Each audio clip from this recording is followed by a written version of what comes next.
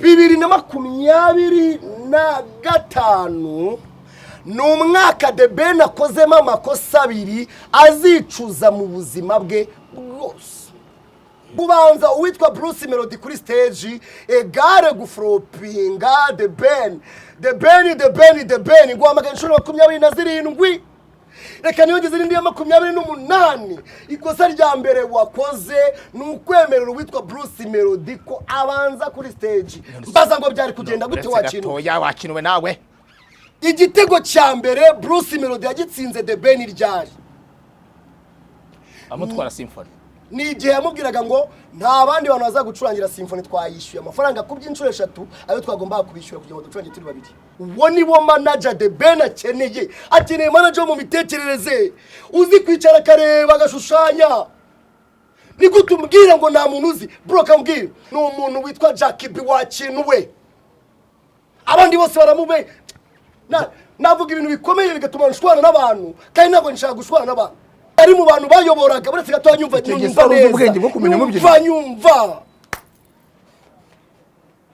bibiri kabiri boro ufite ubwenge bwo kuruma umubyinnyi mwiza. Uyu Jackie B ukwiriye gushaka management, shaka abantu bagutekereza gushushanyiriza. Uratangiza iyo ndirimbo ikibuga cyacuramye yego biragaragara kuko Melody yamaje gukoma abanyarwanda. Uratangira ku ndirimbo rero aho kugira ngo utangire kugisamagwe wataka bari uza gusorezaho nunakora iminota myinshi.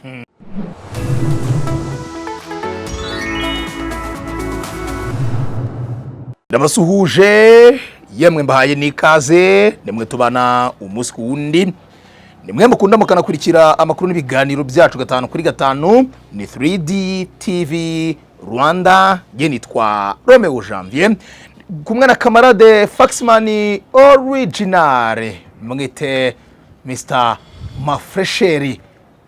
Camarade umeze neza?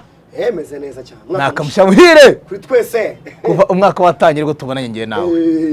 Tariki 2 z'ukwezi kwa mbere 2026 n'umwaka narintegeranyije narintegerezanyije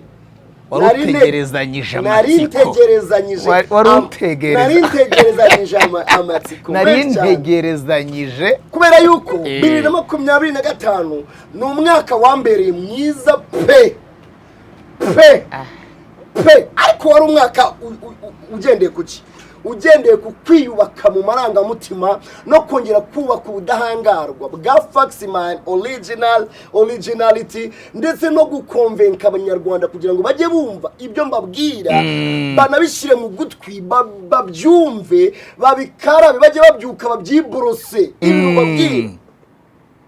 Ndi umwe mu bantu wakoresheje strategy yari igoranye byari bigoye kugira ngo wumve ubusesenguzi bw'undi muntu utabanje kuva ubwanjye biragoye no bariko ntabwo byakunda ntibishoboka. Ndavuga ni ndakoresheje strategy rero ngomba gusenga kabiri nkumva inama z'abantu ikindi ngomba gutuza.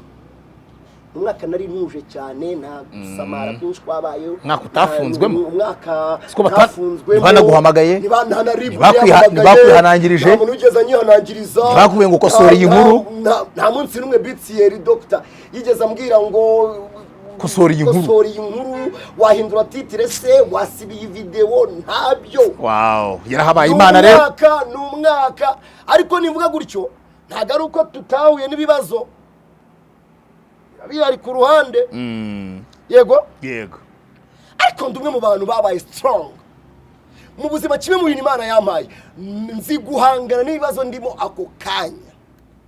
Niba ari byo kunsaba gutuza nkatuza, niba ari byo kunsaba kuvuga nkavuga.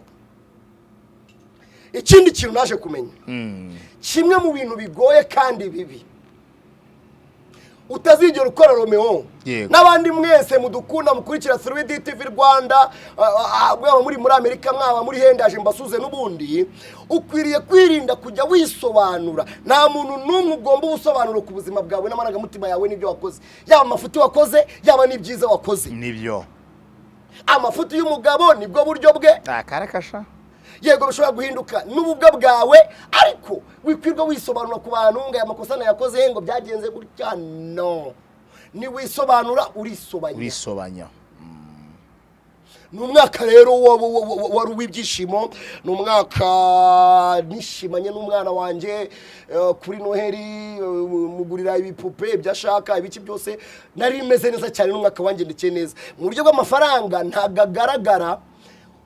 Buriya mwaka wa 2025 watangiye numva nzafite nka miliyoni 10 kuri konti.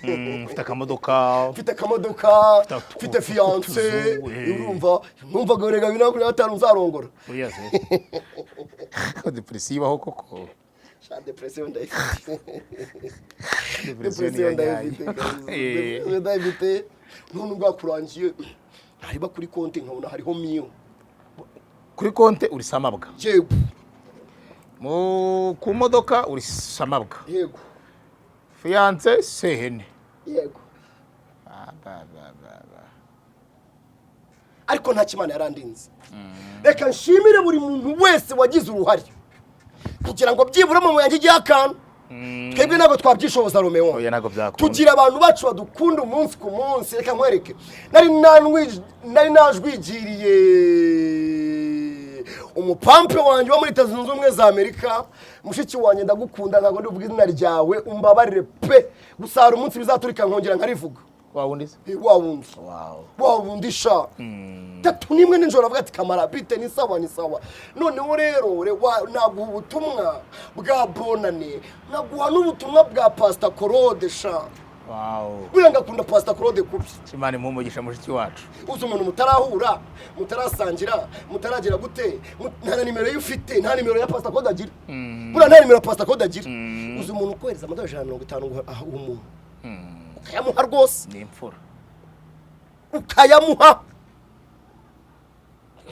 Kugira ngo byumve kanamagare Pastor Claude. Maze ndi ubutumwa bwakugezeho. Aya ndamuzi uriya muntu aremewe. Uriya muntu aremewe cyane. Uzi umuntu utekereza ati nubwo hari iminsi mikuru igiye kubaho, hari abandi bantu bagomba kubaho kandi bakabaho neza. Uwo munsi wo kubahwa. Uyu muntu no kubahwa. No kubahwa, no gushimwa, no gusengerwa. Abarambwiye ati kamarade byiza byose bijye bimugeraho. Reka nkugurire inyama urye unywe n'umwana bimene neza kandi nagari we wenyine even Pastor Claude. Anje, God bless you. Kandi usongera umuvuga. God bless you kabisa. Imana imumugisha. Imana iguhe umugisha cyane, ndakwifuriza ibintu byinshi byiza kandi wifuza muri 2026 uzabigereho. Uzamera umwaka w'umugisha cyane. Mwaka watangiye ndi kwa Kevin Kade, n'ubundi ni muri the last night concert, ni concert yari ya Kevin Kade, yari y'umujyi wa Kigali bamucomekamo ahita yizihiza imyaka 5 amaze mu muziki. Byagenze neza niba zitari kwa kuntu ushobora kujya kuvumba mu bukwe gutereramo igifu. Angita Kade ariko disi concert harabo itarangiranye neza. Utayiko namujwigirijemo. Narabirebaga. Ndimuviramo no gufunga. Warabirebaga yarimo kunywa score. Byagenze bite? Taikuni twari kumwe. Ari kubona ubona nyine ari hayi. Ubona ari hejuru cyane. Urere abantu batazi Taikuni afite uburyo cyafite cyitwa self confidence na over confidence. Akubwira ko ari umuntu wa danger aruta n'abahanzi benshi mu Rwanda. Yego. Barusha kuririmba, barusha gutekereza. Akubwira yuko abanyamakuru benshi bo mu Rwanda bagomba kumwitega zabamara azagira gute ibintu nk'ibyo ngibyo. Taikuni rero ndahiro numwe mu bantu bafite over confidence, ashobora kuba gatama kara mugezemo bikaba ibindi bindi. Nagiye kubona abantu barimo baramukurana, bona ababose barimo baramugira, ariko nkabona ni barashwana nago nabyinjiramo cyane. Amakuru hari no ku rwego rw'ubugenzacyaha ribu rwamutaye muri yombi. Nabonye n'umuvugizi w'urwego Dr. Murangira Bitseri yabitangaje arabikonfirma, aravuga ati arafunze. Atugira inama yo kunywa gaceya agatama. Kimwe mu bintu byica abastari ni ukumva kuri ku rwego rwa danje, nta rwego urageraho bro. Ikindi nubona ahantu batangiye kurwana ujye ucisha bakare karenge wigendere. Niko wagiye nawe? Niko wese wigendera? Nabirebega hirya muri hirya. Nabishaka ese nabwo ibyo nabyikoza. Nari nicaye na Jimmy Muyumbu. Bari kumwe n'ifaranga. Kandi ndi kumwe n'ifaranga. Ureka indushiziruho kwaza. Ambwira ati wowe rya umwe umere neza ngewe ndahari muhungu wanje. ibire by'amavideo yabaje bimwe na Kevin Kadena na wowe na papa we ninjye wayafataga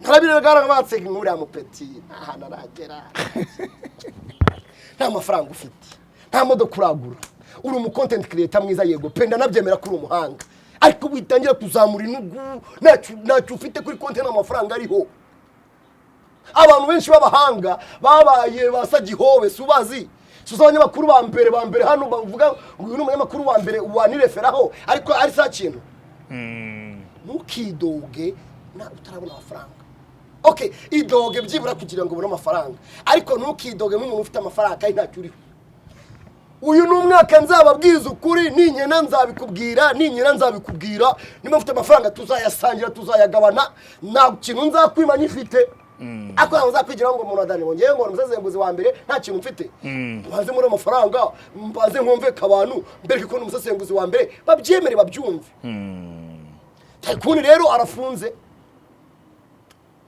Imana imworohereza Ibyo ngibyo tariki ya mbere z'ukwezi kwa mbere 2026 niyo tariki yari itegerezanyijwe amatsiko n'abantu benshi cyane by'umwihariko ubwo bifuzaga kureba ninde mwami wiki gisata tuba mu cy'imyidagaduro ariko cyane cyane mu gice cyayo cy'umuziki muri rusange byari nyuma y'amagambo yateranywe hagati ya Melody ndetse na The Ben hijeho n'abafana babo kugeza ubwo Alex Muyoboke wari Burundi yasabye bato kubw'amahirwe mu gutekereza ikintu kiryoshye mu gitaramo ngaruka mwaka gikorwa na The Ben ku ya mbere z'ukwa mbere buri mwaka atekereza gushyiramo Bliss itahi wacu mwakoze press conference buri wese yivuga iminyato kugeza ubwo hari n'uwasohoye indirimbo ashaka kudisinga mugenzi wari amaze guhuhisha imisatsi cya kintu gihuha iminyanda ariko ku munsi w'ejo ubwo waroherekejwe na Luxury Garden Palace iherereye Norvege n'ahantu heza cyane umuntu yakorera ubukwe akaruhukira dore ko harimo bar resto nziza cyane n'ibyicungo by'abana amatente arenze imwe parking nini cyane uciye munsi y'ikibuga bigishiza imodoka ni metero 200 gusa tubona Luxury Garden Palace hano Norvege kandi ibicu byabo ni byiza cyane uri kumwe nayo ufite sana energy drink mu ntoki usomaho gake gake yatumye utananirwa ku buryo waduhaye video nyinshi cyane amakuru ku gihe ibyaberaga muri BK Arena yatumaga ugeza ku isaha 8:30 saa 10 exportinga ukiri maso nakanya ukaba uje mu kiganiro kutubwira ibyari byabaye muri icyo gihe kugira ngo byibura ubone ibizagutunga maze usabe Simba Diaspora Real Estate kugufasha kubona ikibanza kiza mu mujyi wa Kigali hanze y'umujyi wa Kigali kubona apartment nziza yo kuba mu gihe ufite bashuti bawe bari kuva imahanga ngo baze bature inangaha i Kigali ndetse n'andi mazu menshi atandukanye akodeshwa uratubwira uti ngiye Faxman nyuma yo kubabwira ibyiza nabonye muri Simba Diaspora Real Estate umunsi wanjye wejo wagenze ukuntu muri BK Arena ni tariki ya mbere nakwita ngo ni umunsi w'urupfu ni ijoro ry'urupfu ni ijoro ry'amarira ni ijoro ry'imiborogo ni ijoro aho umwana yaragahogoranye ntamwumve kandi bari kumwe ni ijoro umubyeyi yihakana umwana we umwana akihakana umubyeyi akaba ati papa ntago nkuzi kubera iki ni ibihanga bibiri byari bigiye gutekwa mu nkono imwe ubwo inkono ni BK Arena ibihanga ni The Ben na Bruce Melody yego uyu The Ben amaze imyaka 18 muri industry ari umuhanzi uyu Bruce Melody agiye kuzuza umwaka wa 13 ari umuhanzi ari muri iki gisata cy'imyidagaduro urabyibuka yuko ubwo The Ben Medi Kavuyo n'abandi bagendaga muri Leta Zunze Ubumwe za Amerika mu Rwanda hasigaye dufite umuhanzi umwe ari witwa nde Christopher urabyibuka yuko umuntu witwa Bruce Melody yamubereye mu backup singa muri guma urabyibuka buriya ukubwira yuko Melody yamaze hafi amezi 6 akora nk'umuntu uri muri stage warubizi adahembwa muri Primus guma superstar bakubwira yuko Melody hari umunsi bamwimye performance kubera iki dress code bari batanze yari yagibuze. Oya se. Yibuze amafaranga ko ushaka kote cyane ikote ry'umukara. Yawe. Arabifanda ajya gute? Barabwa ati we ntago uri kuri Calibre. Ijwi ni ryiza, tugendera neza, ariko kwambaye nabi pe. Jewe hari umujama wageze kumbwira ati Kamara uru wadanzuzi kubyina bwo nabyinaga muri drama yitwaga Transformers aho twasengeraga ati uri umuhanga yaba kuririmba bizi twaririmbanaga ni kwa kundi korali ivamo na drama. Yego. Muri korali nari inyoboye no mu mibyinire nari inyoboye pe ya drama ariko ntagira imyenda. None umujama wanjye asigaye aba muri Canada yitwa Patrick ndadamusuhuje Imana y'amahoro mwishimire arambwira ngo Kamara uri umuhanga uzi kubyina pe ariko nta myenda ugira. Icyo gihe twagiraga sorote nyinshi ariko abimbwira turi mu bajama nawe urabyumva ari groupe mwakuranye mwaririmbanaga muraziranye n'iki mushiki we araho ahita nyemerera inkweto. Mushiki wa Patrick yitwa Nicole akina mu Mavubi ya basket akina mu ikipe ya basket y'u Rwanda atuyihuye. Uwo Matinari cyangwa Nicole ukuntu yareshaga n'ukuntu yanganaga yamaye inkweto nazibagirwa yamaye inkweto ingana niyo yawe inshuro ebyiri yafite ikirenge kingana gutya. Yego. Ukazajya ushibanza mu byenda ibyo urakoze cyane. Ubundi bagwi inkweto wambara nka nge namba 3940 umuntu agahita guruka rwa 43 uri kubyumva ibyo bintu. Okay, niyo yagwa 41 wambara 3940 urambwira umuntu yagwa 31 cyangwa 34 yaraguye kiba ari kinini ine gatatu ikagupira kiba ari kinini nafunga garase hano naha hagafatana gutyo. Yego. Igahita ireba hejuru. Itumera nka congo. Natwe turi kuri Melody akajya buri imyenda akajya buri uburyo ki ariko buriya Bubu n'umuntu uzi kureba kure cyane. Bubu mucyoma hagati n'ipatiri mu kireke ni munini mu kireke n'umuhamahirwe agenda azamuka. Icyo gihe The Ben yarageze muri Leta Zunze Ubumwe za Amerika. Yego. Bageze muri Leta Zunze Ubumwe za Amerika babona biranze umuziki buriya wari warangiye bakigera muri Amerika wari ubizi nta mu producer bari bubone. Yego. Nta muntu bakorera video wari uhari nta muntu bandikira uhari nta kandi bari bavuye mu Rwanda bari kubica bigize gute bigacika abastari yaba Meddy yaba The Ben bose bari kuri hit cyane.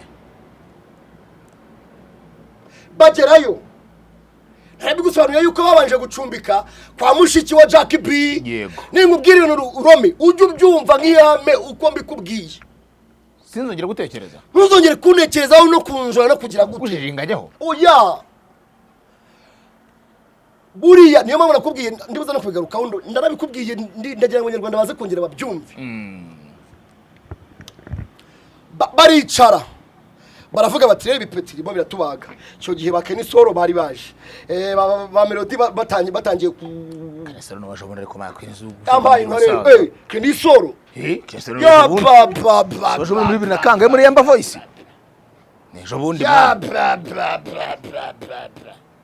uzi ba Soshomura Yesu sho yari ahari ndabyibuka Sosho yarateye ubwo bajinama baravuga bati romwe abasaza mwe turahangara ibintu bigiye kudukomerana yego tuje gushaka amafaranga ariko kimwe mu bintu byatumye tubona uburyo tuza n'ubwamamare burimo bwaradutunze nta mustari n'umwe ujya bibagirwa amafaranga yo muri showbiz yariye nago byagorana n'ubu makaca aracyasaba stage njyewe mumpaye mikoro nababaga njyewe just family njyewe yabiko yego arega nago kuba intare yarohamye bigira ifi kurama kw'intare bigira ifi baricara bati dukora iki bashushanya uburyo kibazamura witwa nde Rick niwe muntu wari uzi Jal y'umuziki wa The Ben niwe wari uzi imiririmbire ya Medi. Urabyibuka ko icyo gihe abitwa ba Princess Priscilla bari bariyo hariya. Yego. Urabyibuka yuko abitwa bakavuyo bari aho ngaho cyane. Hari n'abandi bahanzi narimo kwibuka bari bariyo, bari baragezeyo. Kamisha ari mu nzira, ruserukana nk'ubito wagabo. Bati dukora iki rero? Tugerageze tuzamura umuntu witwa Click. Barabikora, barabitekinika. Uwitwa Mbabazi abageraho. Agera hehe? Muri Amerika. Byabaye ngombwa yuko The Ben, Medi na Click bajya kubana n'uwitwa Kate Kavuyo mu nzu imwe. Ubuzima bwari bugoye, batarafatisha nta byangombwa barabona, utabona icyo ukora kubera systeme bagendeyemo. Nawe ibi byose ni byinshi nawe urabyibuka byose. Babana na Kate Kavuyo yari afite ahantu akura amafaranga, kubizwa mu afite amafaranga. Yego. Iwabo mu muryango afite amafaranga n'amajeta amafaranga. Yego. Wawe rero niba yakoreza mu bitano byo ati mwana wanjye ryo doro uri kwiga byabatunga. Ariko ubwo Mbabazi nde yahageze. Click. Nibwo bahise bakora indirimbo yitwa Nduwi Kigali. Urabyibuka? Yego ndabyibuka. Bahise bakora icyitwa Press One. Iyo Press One rero The Ben baramushutingiraga bakanamukorera na I'm in Love. Yego. Medi akabakoze indirimbo yitwa Holy Spirit. Ikabira kubisi. Yego.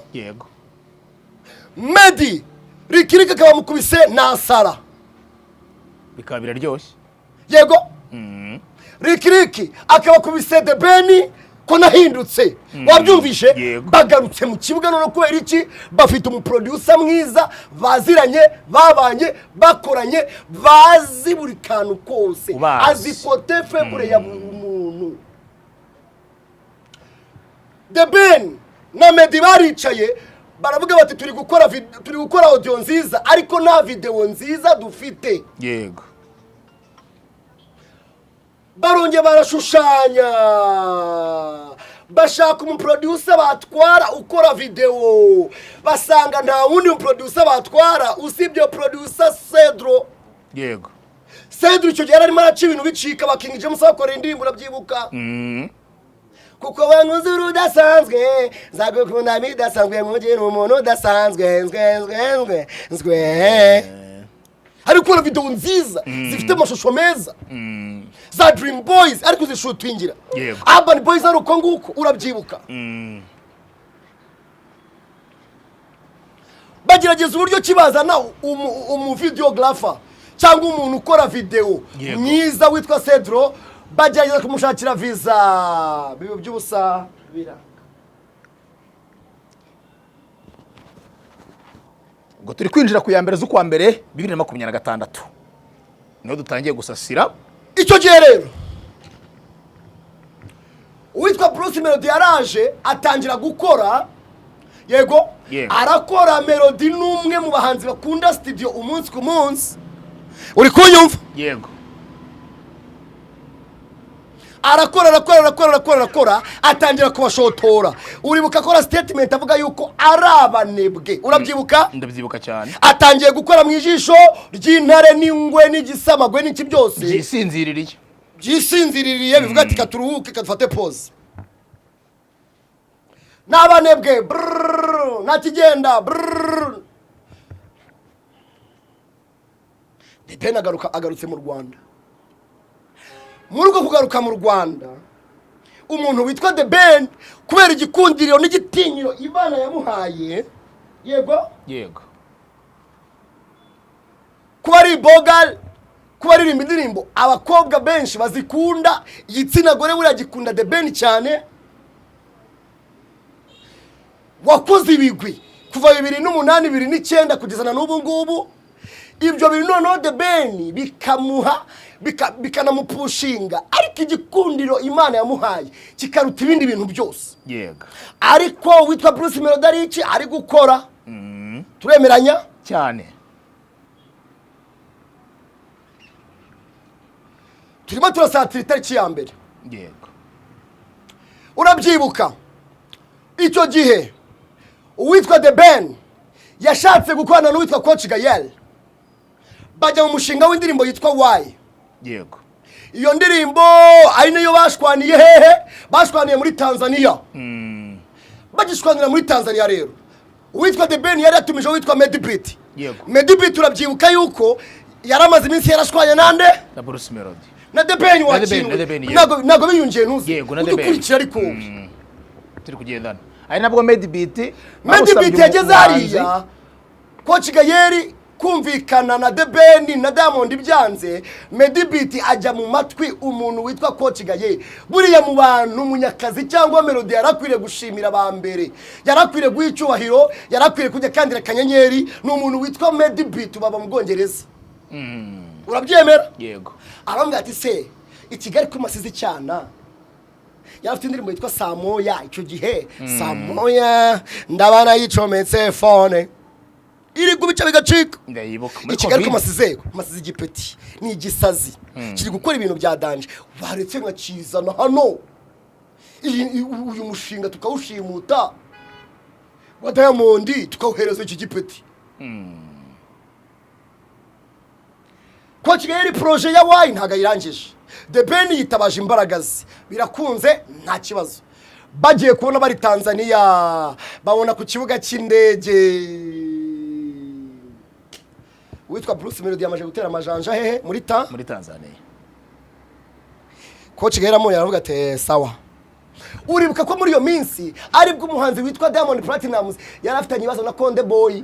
Yego. Urabyibuka? Cyane. Tugiye kubona tubona bari muri studio witwa Bruce Melody ari kumwe na Harmonize, iruhande rwabo hariho Coach Gayel, Medibit ari aho ngaho hafi ari gutanga inama. Beef bitangiye yeruye. Beef ya The Ben na Melody yatangiriye muri Tanzania, ntabwo yatangiriye mu Rwanda. Beef ya The Ben na Munyakazi yatangiriye TZ. Bikomotse kuri Diamond na Harmonize. Coach Gayel ati ndagufasha nari Diamond akibibona rero. Uriya Bruce Melody wa muhanzi wanyu w'Ikigali mutoya yaje yifatanije n'ibyara na Reze tari kumvikana. Reka indirimbo tuyikore promotion sha. Nuko bakoreye promotion why indirimbo ibihe byose muri Tanzania bakubwira yuko witwa Diamond Platinum yagiye guperforminga ahera kuri Why. Yego. Indirimbo akunda. Na nziza kandi. Bagaruka Kigali. Witwa bako indirimbo yitwa sawa sawa. Awendergo sawa siyo? Yego. Witwa The Ben wari akora why. Baza bakora promotion barakomeza barakora ariko The Ben bitewe n'uburyo kiyamenyereye kujya koramo utuntu twe n'umuhanzi utazabona yakoze indirimbo 20 mu mwaka ashobora gukora indirimbo enye cyangwa ebyiri akazikora yazikora promotion atazikora promotion zikagenda zikijana aho zigarukiye akabaraho nta promotion ajya akora rwose The Ben Munyakazi arakomeza arakora. Icyambere ari kumwe n'umwe mu bantu bafite amafaranga. Coach Gayel bakubwira yuko afite amabanke muri Amerika bakorana. Oh yes. Afite imigabane buriya hariya. Abantu bahari abaramagara kabwa ati uwo mugabo ariko muramuzi. Ngewe hari banke njya nkorana nayo afite imigabane. Melody arakora. Tugiye kora tubona haje witwa ba Joe Boy. Yego. Tugiye kora tubona haje wa mujama muri South Soul. Yego. Tugiye kora tubona haje Shaggy. Yego. Bakora indirimbo yitwa When She's Around. Banakoreye promotion yashyize urundi rwego Bruce Melody iranamuzamurira mutumbagiza. Ntago tuye tubiye agaciro ariko atekereza nk'iri yakorabo yiza ko ari ya The Ben. The Ben nagajya kora promotion. Ibintu by'abakeneye ngo byikore. Melody yafashe tike y'indege inshuro enye ava mu Rwanda yongera asubirayo ajya muri Amerika akongera agaruka akajya kuri radio akongera agaruka muri byumweru bibiri akongera ku indege akagenda. Uwitwa Melody kuba mu kizuru cy'umunyamafaranga kuba mu gicucu cy'umuherwe aravuna umuheha akiyongeza undi bimuzamurira confidence binamuzamurira icyizere yigiriraga n'abanyarwanda batangira kumwumva. Yego. Uri kunyumva neza cyane. habayeho konfuri nyinshi. Uribuka ibiganiro Bruce Melody yakoze avuga ati nzakubita akanyafu kunda. The Ben agira gute araceceka ryumaho. Yego. Uri kuntegera? Turimo turagendana. Melody yadingera barakwita gakoko. The Ben akagira gute akituriza.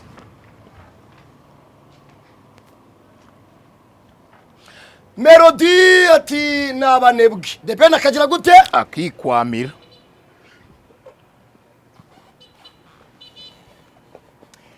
Alexis Muyoboke manager ati nkeneye bato bazazane bato. The Ben ntagira ikintu agira gute abivugaho. Melody ati nyamara iyo bato ni muyizana bari kirehe icyo gihe ati muzamuzane mukubita kanyafu kuki kunda. The Ben akagira gute akikwamira. The Ben bigakomeza kumuha amahirwe y'igitinyiro yego n'igikundo kikiyongera. Abantu bati Bruce Melody no kwikina, abantu bati Bruce Melody ari gushima ahantu adashobora ari gushima muri godoro. Iyo uri gushima muri godoro hari ibintu bigusigaramo sinzi nibo bizi.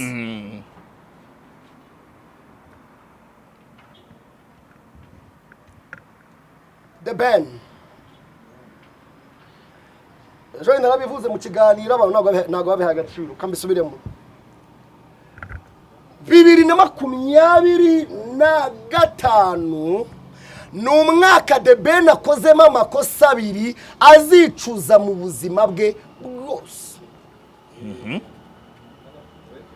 Ariko mbere yuko nyinjiramo reka twinjire kuri bikari na kwanza kugira ngo nze kwibabwira nyuma. Yego.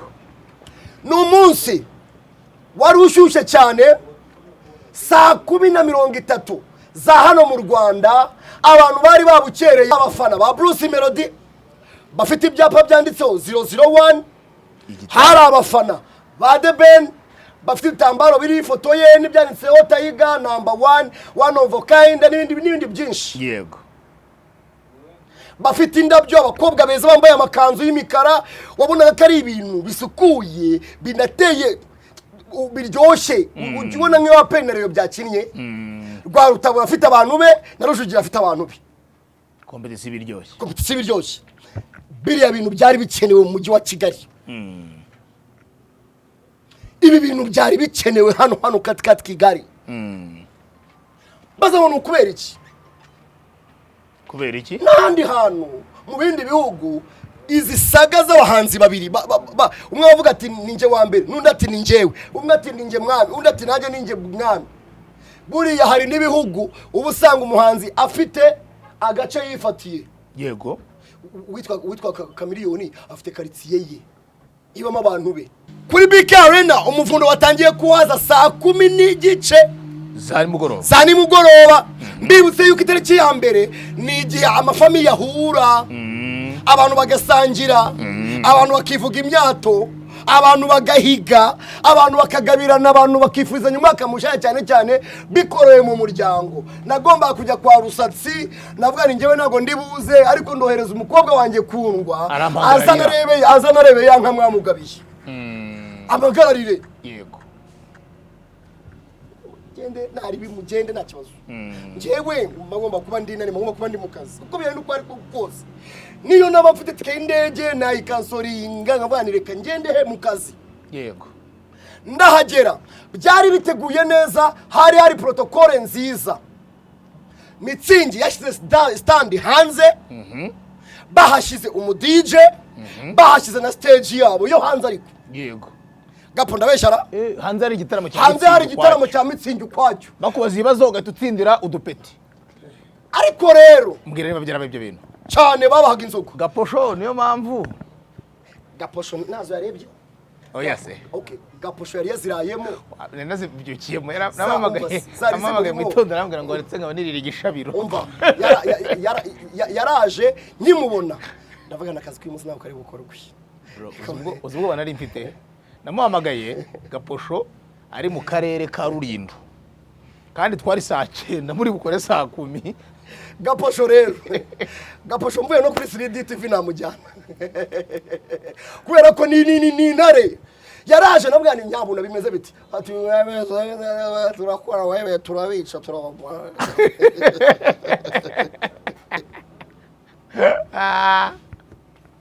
bimeze biti ati we no guhagarara byari bigoye ati we tuzaturabamara turabica ibikoresho byose bwabitanye byose abifite no ikintu cyansekeje aragenda ahita biparika ahantu atanazi arigenda aravuga ati muri bikaye nta umutekano Izayi baramamagaye ati Gaposho ndamubuze ati kandi ibikoresho sinzarudo ati ndabisize hano ati nayo ndimo ndirukanga Gaposho muhamagaye aravuga ati bireke byihorere ibyo ngibyo ati byihorere nta kibazo ati we bireke ati ahubwo mwe nimukore stand up ati njyewe ndimo nazenguruka Big Arena kumbe yisohokere yigiriye mu migina yaragiye kuvukinga abana ari benshi mitsingi ifite stand aho hanze imipira yambarwa y'ingwe ya Munyakazi abana ari benshi izuba ribaye ryinshi abantu bari benshi hanze banze ko binjira mbaza ngo nukuri iki bari banze ko binjira nibwo Bruce Melody arimo gukora sound check ngwiki ariko sikora byumvishe njyewe nagiriwe amahirwe yo kwinjiramo hari harimo abantu nka batatu bonyine kandi nabo babandi b'inyarwanda bari gusetinga n'igihe cyagomba gukora live bagombaga gubo bari gusetinga nagiriwe amahirwe yo kwinjiramo Bruce Melody ari gukora sound check bivuze ngo Munyakazi mu gihe Melody we yari yarangije gucekinga sound we Munyakazi yari wabwiye ko ari buze saa 7 za nijoro birangira ataje ababwira ko ari buze mu gitondo ariyo mpamvu mwabonye saga yiriya bande yaje symphony imbere yabo hari umuntu witwa Jean Claude uyu nguyu manager wa Bwiza nawe kubwiye yuko asigaye ari manager wa Bruce Melody urabipinga narabyemeye fax America nkubwiza ukuri kuva uyu munsi iteka riraciwe ikintu cyose uzajya umbwira sinzajya kukidawutingaho Jean Claude uhuje imfura uramuzi yuko uyu mutipe yarakoze mu mujyi wa Kigali urabizi se ko yakoze mu mujyi wa Kigali ntago narimbize cyamaye inka rero buriya ngo nayo mpamvu ujye ubona Bwiza ibiraka byinshi byanu byahariya kubana barabifite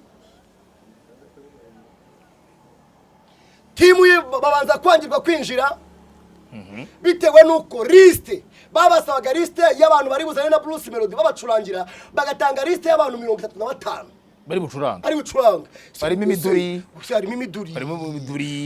harimo intingiri harimo n'abari kijyashyamo n'abacuranguzi but it's okay nta kibazo n'abavuza amafiribi nka Junior ariko abanya Junior giti Junior giti namo ariko muri Junior giti nubwo babishizeho kugira ngo afanaga Melody yafanaga The Ben none ko yajemo The Ben ataraza yego ahantu yarari nanjye niho narindi hari abafana bivanze Irondo ga rivanda nibisamba isambuze ubwo nibi umuntu wafanaga Melody wenyine niboneye akajazamura gutya abandi mani uhabwe icyubahiro no muntu witwa Emirene yeranjaga nitaware sana yeranjaga mirere bwana akavuga ati hejuru hands up witwa Munyakazi asoza check sound check abantu batangira kwinjira igitaramo cyagombaga gutangira saa 10 bigeze saa 12 n'igice nta numuririmbyi urajya kuri stage yewe n'umudiji atarajyaho abadiji rero bagira nabo bajye bagira ariko ubwo team yateguye igitaramo yatangiye gushyuha abantu batangiye kuba benshi abinjira batangiye kuba benshi ariko tike zabuze hanze zabaye sold out saa 4 za mu gitondo zose zashize tike kugira ngo uyibone tike yagoraga 10,000 ukayigura 50,000 ngwiki tike y'ibihumbi 30 ukayigura 100,000 tike y'ibihumbi 100 ukayigura 200-300 bakazigura hari abakongomani baje bagura tike z'ibihumbi 100 bazigura turasa tuwe tuje kule ya muziki. What about Prophet Joshua? Nago yaje nababaye agenda mbabaye cyane ntago namubonye kandi mba nzenguruka nka roho mbi sinjya nicara gapo ndabeshyara arubonye nicara bamba hano nkajya hariya wajya igitaramo n'icyanjye ndetse ubwo hako se ubundi buriya mba cyanaruriki okay niko kazi niko kanga buriya ushize ari ukubitiye mu Bugande ejo ndi umubonse yarankubitiye hehe ukubitiye kuri Inje abantu batangira kwinjira DJ araza atangira gushyushya abantu nari mbizi yuko Anita Pendo ari we mu MC uri official naye nabikubwiye ibyo nta gitangaza kibirimo naye nabwiye abanyarwanda yuko DJ Brian ari bukore yego ariko abanzirizwa na DJ Felix uwitwa Brian aradija ariko mu MC wabanje ku rubyiniro yitwa Rakinzeyimana Rakinzeyimana ahamagara uwitwa Anita Pendo tubyemere tubyange tubikunde nitubikunde umuntu witwa Anita Pendo niwe mu MC wa mbere yaciye impaka mu Rwanda nta mu MC tuzabona nka Anita Pendo. Anita Pendo we I love you ndagukunda pe kumwambaro mwiza yadodewe n'uwitwa Audreyla umuntu witwa rero Anita Pendo afite bonsa murabizi buriya bonsa ye na Alfonsine iwo kwa Kiramani bagendana amanyo kuyandi kwa kukundi ni umutwashe bikapu Anita Pendo wifite yagiye kudija Anita Pendo mwikanzu nziza yadodewe n'uwitwa Audreyla nziza cyane serambere zaga bwapo yambaye neza cyane n'uguru panaro ni panaro nziza cyane ariko rero Anita Pendo ariko Anita Pendo inda bari bayihambiriye cyane nagwe humekaga ariko yambaye neza cyane yanakwetiye none umuntu witwa Rakinzeyimana ati ni muzamura amatara yanyu BK no yose itayaka ndavuga nti uyu n'umuhanzi cyangwa Anita Pendo yakiriwe kurusha Benovio ndetse n'abandi bahanzi nguciye irindi cupa ndaryishyura Anita Pendo uramufata ukageranya na Benovio babahaye stage abahanzi benshi nabo ndi bagarukeho abenshi rwose baririmbye Imana ishimwe ba Desdora yakoze bahereza umuntu witwa Benovio stage yanengushye Benovio yagize stage mbi cyane afazari yari gukora copy paste byakoreye munsi muri Kigali Universe uburyo expectingagaho Benovio ntagaribwo yampaye amerwa yatereye inyoni araza mu kagare yego nibyo yagira creativity arimbye indirimbo yitwa Kampala kuvarava Kampala Kigali ni wowe Kamara ariko habanza mu vase yande ya Marie de Black urukundo nkukunda nawe urwunkunda ni Jacques na Rosa turi inyoza ndayikunda ni nziza pe yego nibyo ayivaho ahita kubita umabamvuze bari oya ya indi akoranye na nuze yitwa twabaye mu miryango ikakaye farawe tuzanywe no gukaba ayivaho ahita ajya mu ndirimbo yitwa turi wano abazamu bitwa Skytu wa bagahe araza kabisa B1 Gini imuhumuraho kabisa bibona bigaragara ahantu niba yacire kuri stage iyo uhanaga umwambi ari namwe ari kwitwika yose yacira kumviro nka Godizira witwa Skytu bara performing turi wano mwemera kuri stage Skytu indirimbo irangiye atangira kuvuga ngo nivuga Skytu ubwo wabagaye Skytu wabagaye no yumva abantu batangiye kumukema batangiye kumubu abatangiye kuzaza boro ngo nta majwi ndi kumva nayo nta majwi ndi ndabya Skytu urabizi iyo ngwe ngaho iyo ngwe urugo iyo ngwe wayikogoraga iki iyo ngwe yaretse kabaye musikuti arabibona ariko nawe azi kumanaginga azi kureba ni umunyabwenge arabibona yuko yatangiye kurambirana bahita bava kuri stage yego uwitwa Benovio ahita amera nk'uko za accident bamurambira igitambaro bamusubiza mu kagare arataha Benovio wantengushye ntabwo akoze stage natekerezaga ariko intangiriro y'uruhara na amasusu byibura The Ben yatwetse ko umutima w'urukundo wo gufasha abahanzi batoya uhari kandi hari abapeti bazakora ibintu bya danger uziko yatambye umwanya we kubera abantu yemereye stage gisa cy'inganzo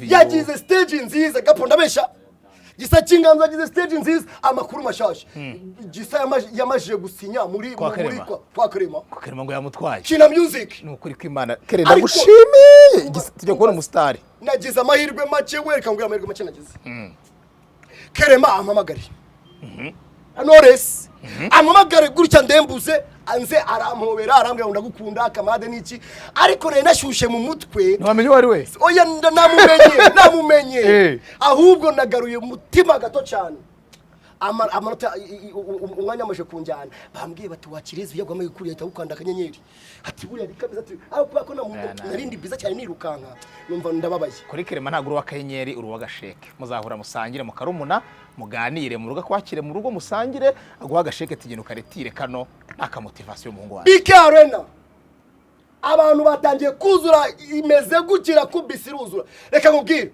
niba Israel mbonye yacuje amatike ibihumbi 10,300 de Ben acuje 15 bitanze byagiye he yamaye nka rero uzi kandi mu mande ibihumbi 10 abantu harimo n'intebe hariya rero hariya agaposho yarari hari uzuye kugera inyuma none ureba hahandi bicara hejuru habona no mu mpande yaragiye hagaze abantu ntabwo abonaga ahantu nyura ariko abakobwa ba Kigali ni beza nakunze abakobwa ba Kigali narebaga abakobwa nkareba umwe nkavuga ni mwiza ngahita mbona nuri nawe ni mwiza yabona rero duteye yose swe ugahita usemba zo ndi wa mbere ati baramubonye ni mwiza ntago kiri mwiza noneho bandeba rero yibaba we ahubwo ba Kigali barankunda we Ati we bogari ati turagukunda ati dufata amafoto turi wano twifotoze yewe we turi wano ababwira ngo nze ndi wakabi ati nze ndi wakabi wakabi nyonyonyonyonyonyo buri kintu kose kiristede okutegera nawe baragutegera nta kindi cyari gikenewe rero twari tuje kureba stage z'ibyamamare bibiri bakoze amakosa iyo ari bato ntabwo ukora stage imwe ukora stage ebyiri utekereza iyo waza gukora stage imwe y'imbere bakora indi stage y'inyuma Melody na Debeni bakazira ku rubyiniro rumwe icyarimwe urasa kubita indirimbo imwe urasa kubita indirimbo imwe no kubita indirimbo imwe no kubita indirimbo imwe no kubita indirimbo imwe iyo ngiyo yari kuba ari bato nakubwira ngo hari abantu bagomba gutekerereza niba byumve bakavuga ngo ndi umwana ngo ndacyari muto tekerezo byango biraciriritse ngo biraciriritse sha Debeni akora amakosa mabi cyane azicuza mu buzima bwe batubwiye abiri kubanza ntabwo ndakubwira yabiri kubanza uwitwa Bruce Melody kuri stage egare gufropinga Debeni guhamagara inshuro 27 reka niyo ngeze n'indi ya 28 ikosa rya mbere wakoze n'ukwemerera uwitwa Bruce Melody ko abanza kuri stage mbaza ngo byari kugenda gute wakintu ya wakinuwe nawe nyiri gitaramo aririmba bwa kangahe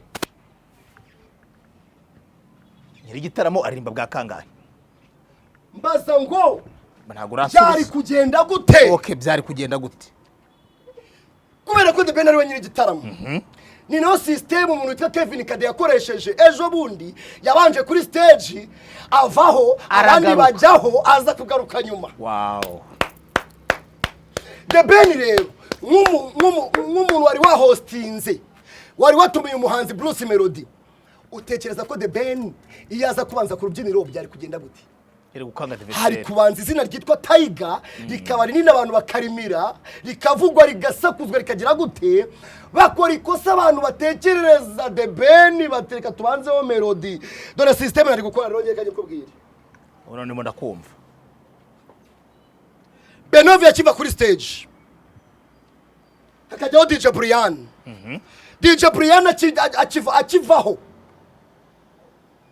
agutaza Ben yego hari gwitaza umuhanzi witwa Debeni minota 30 gisa cy'inganzo nari kuba muretse kumwakira ndagira ngo wumve system yanjye yo gushushanya stage ukuntu yari imeze nari kubanzaho Debeni akaturimbira mama irwe ya nyuma na za ndirimbo zake rayira kutazansiga nje nyine urabyumva turimo ndamara kumva cyane akubita iminota 40 ye myiza cyane yamara kuva kuri stage akivaho Brian agashusha abantu iminota 10 nanone Brian akiva kuri stage bakazanaho umuntu witwa Gisa cy'inganzo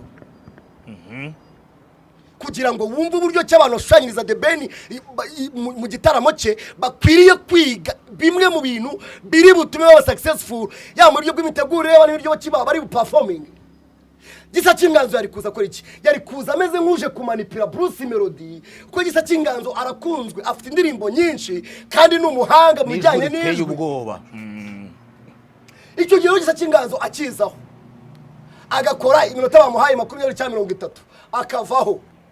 Yego nkahita nzanaho witwa Bruce Melody. Bruce Melody nkamuha iminota atari burenze. Yego amubwira ati ni iminota 40 niyo stage twaguhaye cyangwa ni isaha imwe niyo uri bukore. Siko bimeze? Niko bimeze. Ibyo wateguye byose ubikore mu isaha imwe. Si sawa? Iyo saha imwe yamara kuyikora nkahita mpamagara umuntu witwa MC Tino nanita Pendo noneho. Bagahypinga umuntu witwa The Ben. Show ikarangira The Ben ari uyisoje hakiri na kare. Timu ya The Ben bakora amahitamo mabi. Ndabizi ko nabantu bazi ko abantu bari muri timu n'abantu bazi kutabaho igitekerezo ngo bakigendereho ntago bakumva bamaze imyaka n'imyaka muri game. Ariko nuko byari kugenda. Hanyuma rero kuri stage ya nyuma kano kantu kumve neza. The Ben ari gusoza agahamagara witwa Bruce Melody ku rubyiniro. Utekereza ibyo bintu byari ko bisobanuye iki mu muziki nyarwanda? The Ben ari gusoza? The Ben ari gusoza agahamagara Bruce Melody akamfata ikiganza bakazamurana. Niba bafite indirimbo cyane niba hari ukundi kuntu bashimira abantu, niba hari ukuntu bashimira bitabiriye, niba bikagaragara yuko nta beef hari muri game. Tugacuruza iki? Abo bantu ntabwo bazi gutekereza bimeze gute barunguka iki icyambere. Bafite ibindi bitaramo bagiye gukorana birerekana ubufatanye n'urukundo n'umuhate. Nubwo mu duteranya twebwe turakundana turafashanye. Rimwe mu makosa The Ben akunze gukubitishwa nayahe? The Ben agira umutima mwiza, agira urukundo, bityo agakeka k'abantu ari kugira neza nabo bamukunda. Agakeka k'abantu ari kwereka urukundo bagomba kurumusubiza. The Ben amarangamutima ye akunze kumukubitisha. Witwa Bruce Melody abaje kuri stage, Symphony Band, Mighty Popo, baba backup singer ba Symphony Band banakoranye na Bruce Melody muri wacu na muzika zagumaguma. N'abantu baririmba mu tubari bakomeye bafite amajwi bazi kuririmba. Igitego cya mbere Bruce Melody yagitsinze The Ben ryari amutwara Symphony. Ni igihe yamubwiraga ngo nta bandi bantu baza gucurangira Symphony twayishyuye amafaranga ku by'inshuro 3 ayo twagomba kubishyura kugira ngo ducurange turi babiri. Symphony bazi Melody, Symphony bakoranye cyane kurusha Ben. Symphony abantu bazi makora baririmba yo kwa every Friday, baririmba indirimbo za Melody nka haribo bazengurukanye igihugu. Yego bazengurukanye East Africa, baraziranye ni team ibana buri wese abazi ahari bucomoko runda gacomeka. Igihe cya solo n'igihe cya bass na keyboard bikivanga na drum bazi ukuntu babivanga. Witwa Bruce Melody igitego cya mbere yatsinze The Ben nicyo kumutwara Symphony Band. Turemeranya aho ngaho. Kabiri igitego cya kabiri Bruce Melody yatsinze witwa The Ben nukubona umuntu witwa The Ben yinjira muri bato byeruye na munyakazi. Umuntu wakubahaga, umuntu warukwiriye gutinya, umuntu utarukwiye guterana n'amagambo, utangiye kwemera gushondana nawe ukamusubiza uko wiyoboneye nuko wumva, uko bakugiriye inama, uko bakwandikiye byose ukabyakira ukabimira. Wabaswe n'ifu bakigashiraho kera karungu wabaswe n'ifu bahita batumura amafu muri Big Arena. Byari byateguwe inusu y'ubugari. kwemera kwinjira muri bifu cyangwa gusubiza Bruce Melody bigiye kugabanya ubushongore n'ubukaka bwa The Ben. Abantu batangire bamukarasifayinga ahandi hantu atari. Ni umuntu uri civilize, ni umuhanga, ni umunyabushake, ni umunyamugisha, afite umugisha abantu baramukunda, ariko kwemera gushwana n'umuntu udafite icyo ahomba n'ubundi iyo strategy usanzwe ayikoresha ukaba noneho ubaye tayari kugira ngo mubyinjiranemo. Hamwe Melody ni ikirara n'uwi Kanombe araza yikoreye twa tuntu twe, dore ko Melody buriya numwe mu bahanzi bazi gukora live. Yarimbaga mu isopere gabura Melody, wari ubizi? Yarimbaga mu isope, yarimbaga mu mahoteli za Serena zahe. Ari umuhanga vuko ye ntago ayikurikira. Hari ibintu bari kuvuga ngo Melody ngo yakoze ibintu yitangaza ngo yabaze The Ben. Nje naga ariko mbibona. Uribona ute? Kakubwira impamvu. Nta kintu na kimwe Melody yigeza ko kidasanzwe. Stage ye ni ngiyo muri wacu na muzika, stage ye ni ngiyo muri guma, stage ye niyo twabonye n'ahantu hose. Nta babyinnyi, nta gutegura kuri stage, nta kintu kidasanzwe. Ikintu yakoze ni kimwe Bruce Melody. Nuko afite indirimbo z'ubucuruzi. Mbaza ngo kubera iki? Azi kugendana n'igihe, azi ko abantu bakeneye ndi bukinya, abantu bakeneye gusimbuka, abantu bakeneye akinyuma, abantu bakeneye hands up, abantu bakeneye upfa kuba nisindiye, abantu bakeneye zandi mbabwira ngo hands up nibana ufite agahinda.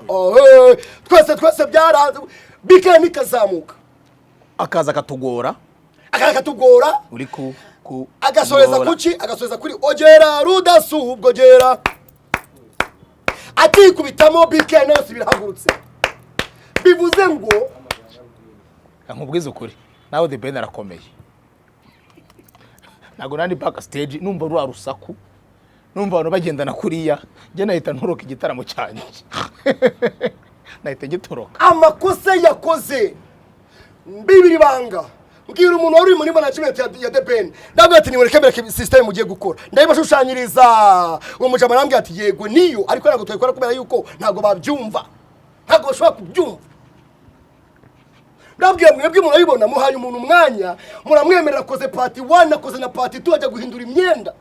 Muri kuri kujya guhindura imyenda, The Ben yerwa itahamagara kuri stage. Boro ya mbere Melody sibyo, kugira ngo mbe ko hari inzira nyinshi The Ben ari gukubitiramo nde Melody. Melody agiye guhindura imyenda, The Ben bakamuhamagara kaza ko niwe nyiri igitaramo, akubita iminota 30 Melody akagaruka, The Ben akaza aje gusoza iki igitaramo cye. Ibyo si ibintu byashokaga, byabana n'ijiki. Reka mbwire no jambo The Ben ndabizi kari bunkurikire. Ngiye kurivuga ntago ari amarangamutima, ni urukundo nkunda umuziki nyarwanda. Yaba The Ben, yaba na Melody, bose ndabakunda. The Ben akeneye team management iri strong. Manager nagari iki? Manager nagari umuntu ujya mu kabari ngo bagucurangira indirimbo. No way. Manager nagari umuntu uzenguruka mu tubyino yavuga ati ni mucuranga indirimbo. No. Manager ninde Romeo. Manager ni umuntu ufata urupapuro rwa duplicate, nta kintu kimwe kiriho, agafata big, sibyo, mukicana ahantu hatuje, akagushushanyiriza ingengo y'imari, strategy mugiye gukoresha guhera ku itariki ya mbere. Tuzarecording indirimbo isohoke mu kwa gatatu, dukore promotion y'ukwezi, mu kwa gatanu dusohora indi, dukore promotion mu kwa karindwi dusohora indi, dukore promotion mu kwa cyenda dukora iki, dukore promotion.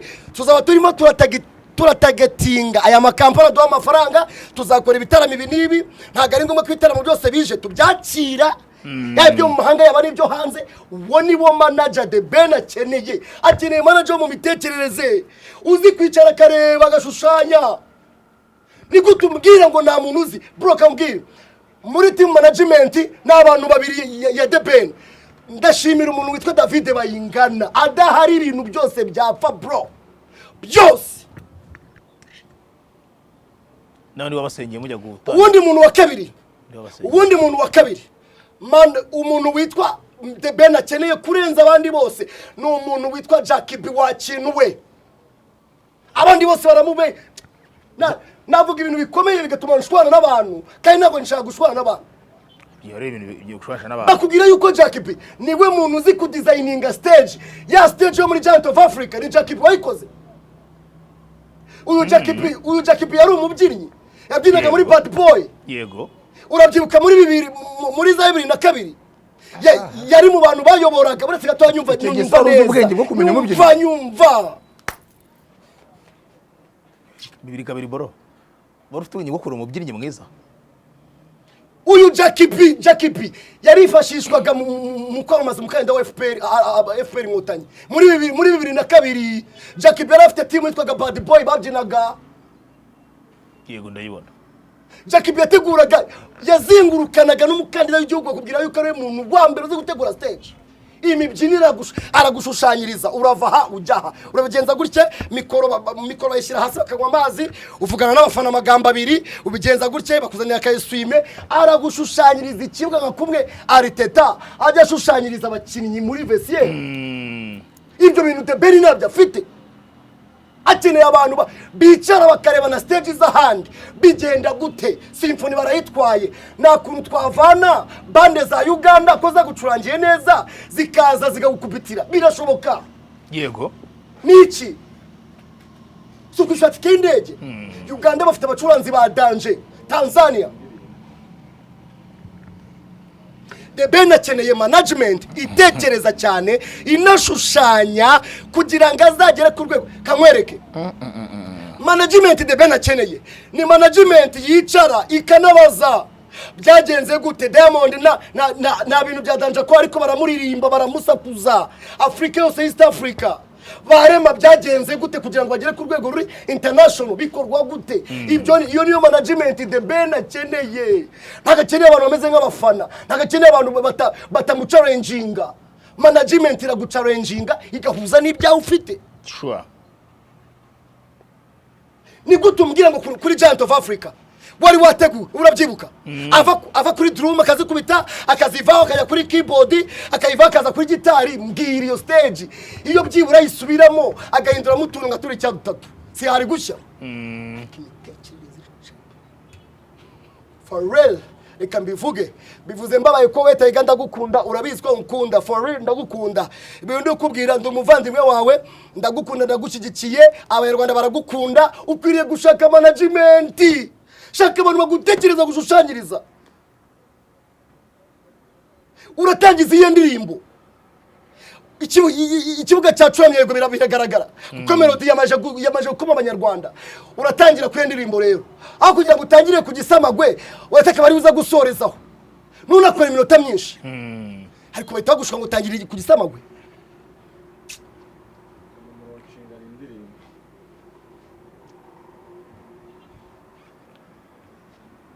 amwe mu makosa The Ben azicuza mu mwaka wa 2025 yakoze ni ukwemerera Bruce Melody ko bajya kuri stage imwe wazikara urukundo yabikoreye ariko hari abandi bantu bari behind batishima ibyo bintu barimo barabikoresha mu rwango kugira ngo basenye ikosa rya mbere The Ben yakoze 2025 ni iryo kwemera gutumira nde witwa Bruce Melody ikosa rya kabiri yakoze ni iryo kubifingana nawe akanakora indirimbo imusubiza byeruye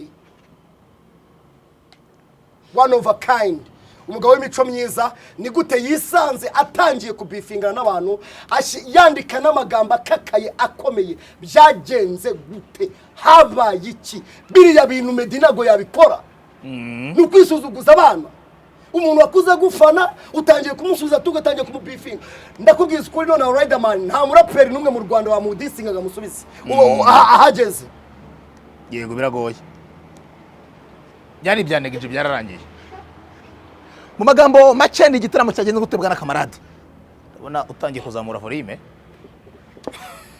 ni igitaramo abanyarwanda bari bakeneye ubufatanye bwa Bruce Melody na The Ben w'umunyamico myiza w'ingeso nziza umwe mu bagabo b'abahanga twagize ariko wemeye ugiye kumera nk'ingaruzwa muheto ya Bruce Melody utekereza se niba umuntu yakomeye muri BK Arena mu bitaramo mugiye kuzengurukamo inuze intare 3 bizagenda gute ni iyihe strategy dore ikintu The Ben akwiriye gukora rero ni ibintu bibiri ndi The Ben nafata indege ngasubira muri Amerika nkamara y'imyaka 4 ariko nkongera imbaraga cyane mu muziki no gukora iby'abanyarwanda bakeneye. Umuziki bawucuruza gute? Umuziki ucuruza n'uwuhe? Indirimbo z'amarangamutima aba Christopher byarabananiye, ubu hakenewe indirimbo z'uburara. Kora indirimbo za ndirimbo uvuga ngo mu kabari ninjye ucurangwa gusa. Melody afite indirimbo 8 bacuranga mu tubari ahagashya. Urabyemera? Ndabyemera cyane. The Ben icarana n'abantu bawe mushushanye 2026 ndabizi ko izakugendekera neza uri umunyamugisha. Tangira ukore projet nini zibyimbye, ufite amafaranga, Imana yaguye amafaranga, vanaho ko mufuka ukora ara muri studio, genda majoro, shaka korabo n'abahanzi bakomeye, uziranye n'abaherwe, uzanye n'abantu bafite amafaranga. Jimmy Muyumba arahari, ntabwo amafaranga ukorana na barema. Utekereza korabo ya The Ben na Davido itaba ibintu bya danje? Yego. Utekereza korabo ya Rema na The Ben atari ibintu bya danje? N'abandi. Ni concert abanyarwanda bishimye, nubwo mbere nabonye amafana, nubwo mbere nabonye concert imeze neza, itangaza makuru rirubahwa. Yego. Nibarisuzugura kwa The Ben bwo ntago byakunda n'ubundi.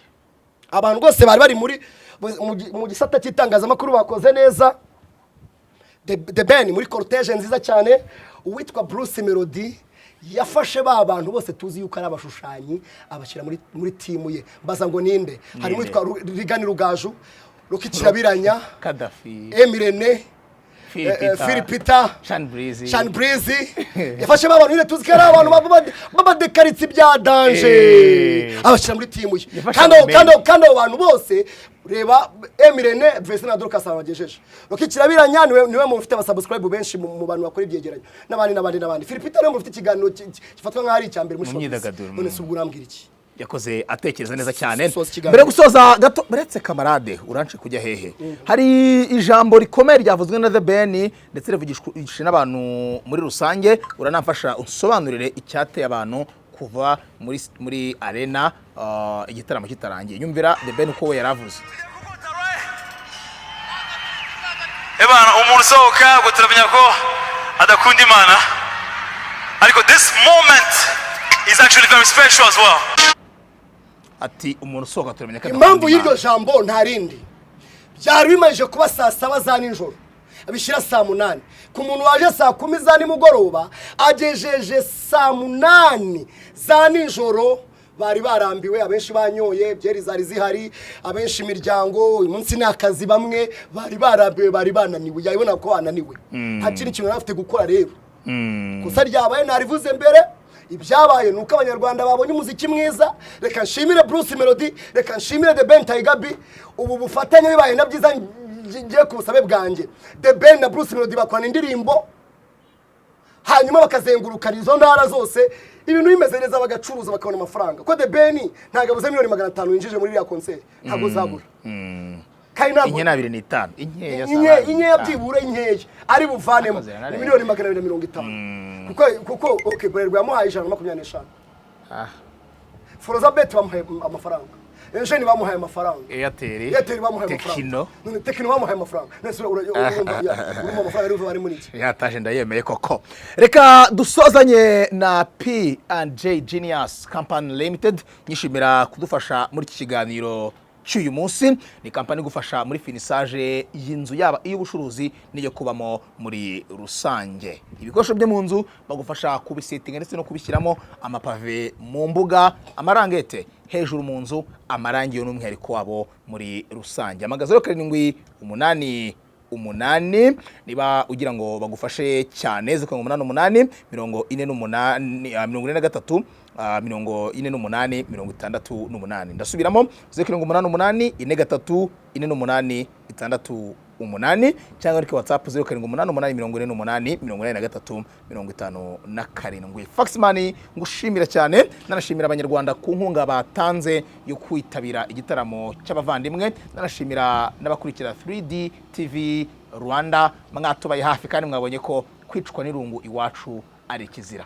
Amuri marakoze nawe 3D TV Rwanda ni ya mbere mwe mwarakoze mwakoze subscribe turabifuriza umwaka mushasha abantu mwaduteye ingabo mu bitugu mwaduhaye courage Imana ikomeze iborohereze niba utarakora subscribe ukore subscribe ngiye ni Faxman original amahoro y'Imana bane namwe ciao ciao